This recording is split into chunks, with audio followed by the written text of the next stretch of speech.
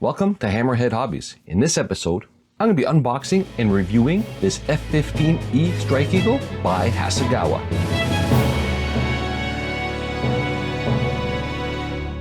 Welcome back. What I have here is an F-15E Strike Eagle by Hasegawa. It is in 1:72 scale. The kit number is K018, and this particular model was made in 1984. Starting off with the instructions, we have a nice fan-fold piece of paper. Let's take a look at the cockpit and fuselage assembly. Move over to the air intakes and fuel tanks. Wing and stabilizers.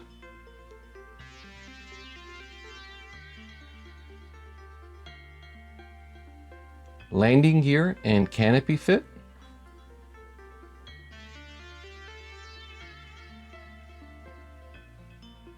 Armament. And flipping it over, we have some more weapons. We have an external stores layout. And it gives you the weapons positioning over here, so that's nice to see. So we do have some optional weapons you can buy. They are optional. It does come with a few, but the majority of them are optional.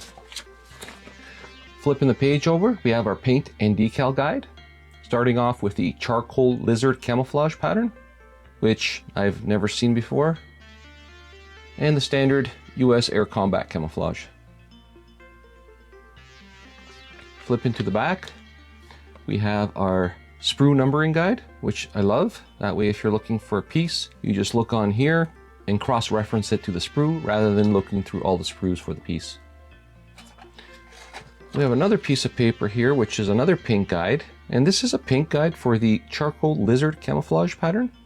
Like I said, I've never seen this style of F-15. If anybody has, just please leave a note in the comments.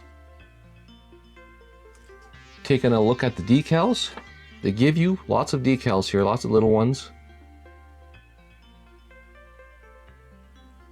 They give you the instrument panel and side panels in the cockpit, so that's nice to see.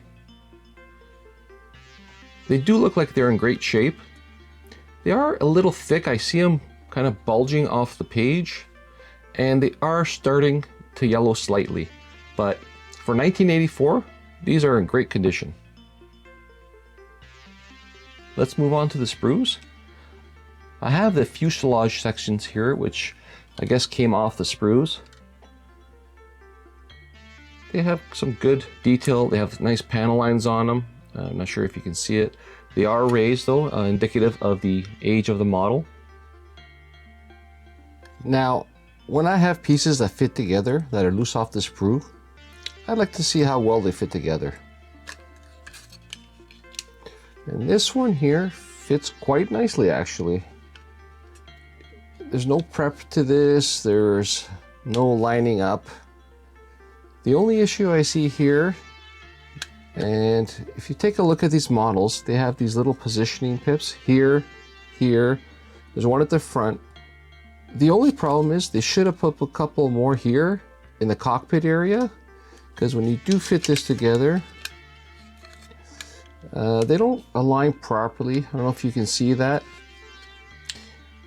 The lower half of the fuselage is usually too narrow, and the top is usually too wide. It's usually never the other way around, but you know what? If they just put something in the cockpit area here, like more positioning pips, that would fix the problem. But it does fit together quite nicely with very little sanding required. Okay, we'll move on to the piece with the wings. So you have your top wings and bottom wings. And moving over, you have your horizontal and vertical stabilizers. Again, very minimal pattern on there. Some panel lines, and again, they are raised, and that's indicative of the year of the model.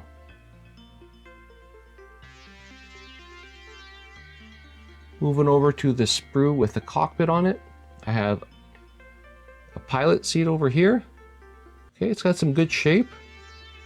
It looks kind of like the F-15 pilot seat. The sides look a little, too high. But other than that, there's good shape to it.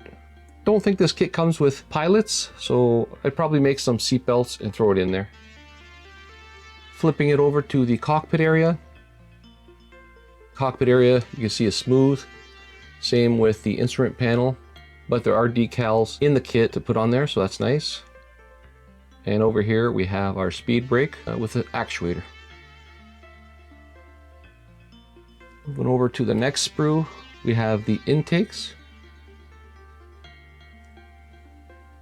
We have, looks like a drop tank with a front wheel that has, you know, good pattern on it. They give you another instrument panel for some reason. And we have two AIM-7 rockets here. There is some flash on the sides which you'd have to sand off, but all in all, pretty good. Moving over to the next sprue piece, we have our rear wheel covers. We have some wheel struts. So this is the front one, and you can see that there's a lamp there. So that's the light on the front wheel.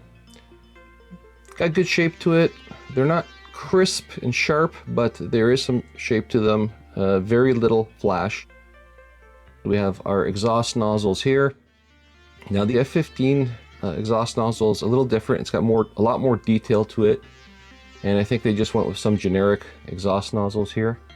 And inside you can see it's just a flat piece of plastic in there rather than the flame arresters. Moving over to the rear wheels. Basic hub pattern, again, lots of flash on this one. Some more AIM-7 rockets here. Now what's interesting is there is another cockpit here. This is a single seater. If you look at the front box cover, it does have the single seater version. So they give you an extra cockpit for that purpose. However, that single seater version is not in the instructions. So I'm not sure why they didn't include it if they had that option. And if I look way over here, this is the canopy cover for the single seater version. And again, those two items are not in the instructions. So you'd have to, if you did want to make it a single seater, you'd probably have to dry fit everything and make sure it fits prior. Okay, heading over to our external stores or armament. So we have the bombs here, and there's lots of them. You have our bomb supports. We have pylons over there. We have some more pylons here. We have our AIM-9 rockets there with the supports over here. They did give us an extra vertical stabilizer and a speed brake for some reason with the actuator. Don't know why. These bombs here, same with the bomb supports, they're all one piece, so you don't have to glue these together. They're already complete. You don't have to do any work to it. Just maybe sand the seam down just slightly and paint them. That's about it. Looks like the last sprue piece here.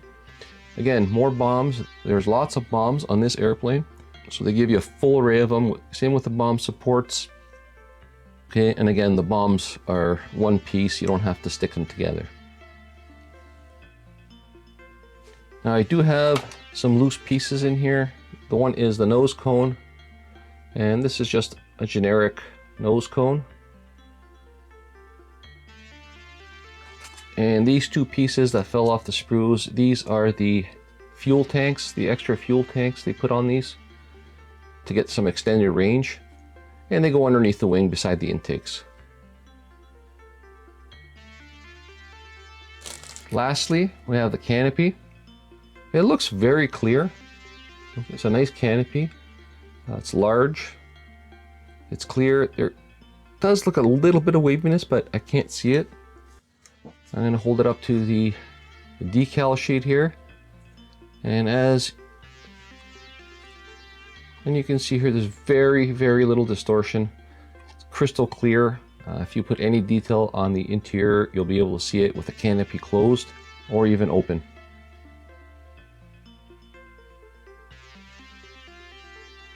Again, the charcoal lizard camouflage pattern, I haven't seen it before.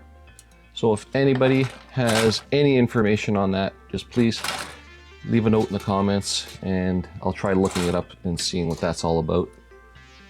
But this is the F-15E Strike Eagle by Hasegawa. If you stick around, I'm going to give you my pros and cons list and a brief summary about what I think of this model. Pros. There's a full complement of decals and they're in great shape. Comes with a dual cockpit and single cockpit option. There's a full weapons array and the canopy is clear. Cons. The instructions could use better placement detail. The instructions are also missing the single-seater version. There are raised panel lines and pilots are not included. Overall, this is a great model for beginners.